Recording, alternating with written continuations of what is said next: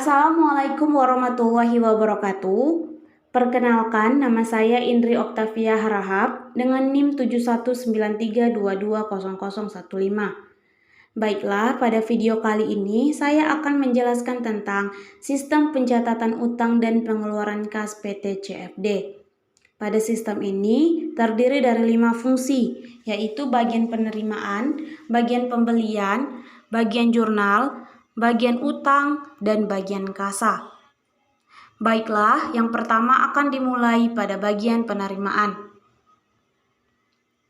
Bagian penerimaan akan menerima barang dari pemasok yang disertai dengan faktur. Kemudian bagian penerimaan akan memeriksa barang yang dikirim. Setelah pemeriksaan selesai, bagian penerimaan akan membuat laporan penerimaan barang. Dokumen laporan penerimaan barang dibuat sebanyak 2 rangkap. Rangkap yang pertama akan disimpan secara permanen berdasarkan tanggal, sedangkan rangkap kedua akan dikirimkan ke bagian pembelian bersamaan dengan faktur. Pada bagian pembelian akan menerima faktur dan dokumen laporan penerimaan barang. Bagian pembelian akan memeriksa faktur dan laporan penerimaan barang. Setelah bagian pembelian tidak menemukan penyimpangan atas faktur dan laporan penerimaan barang tersebut, bagian pembelian akan memberikan paraf persetujuan atau mengotorisasi faktur dan LPB.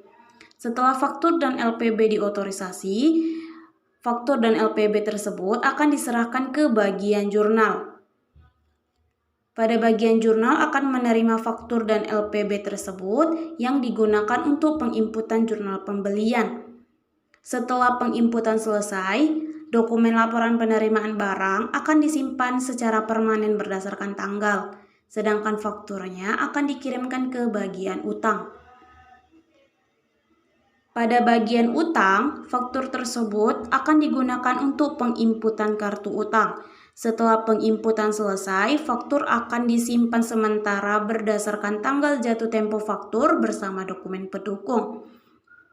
Ketika pada saat jatuh tempo, bagian utang akan membuat bukti kas keluar. Dokumen bukti kas keluar ini akan dikirimkan ke bagian kasa. Kemudian bagian kasa akan menerima bukti kas keluar dari bagian utang. Setelah itu bagian kasa akan mengisi cek dan menerima otorisasi atas cek. Setelah itu bagian kasa akan mengirimkan cek kepada pemasok. Sedangkan bukti kas keluar akan dikirimkan kembali ke bagian jurnal. Pada bagian jurnal, bukti kas keluar digunakan untuk penginputan jurnal pengeluaran kas. Setelah penginputan selesai, bagian jurnal akan menyerahkan bukti kas keluar kepada bagian utang.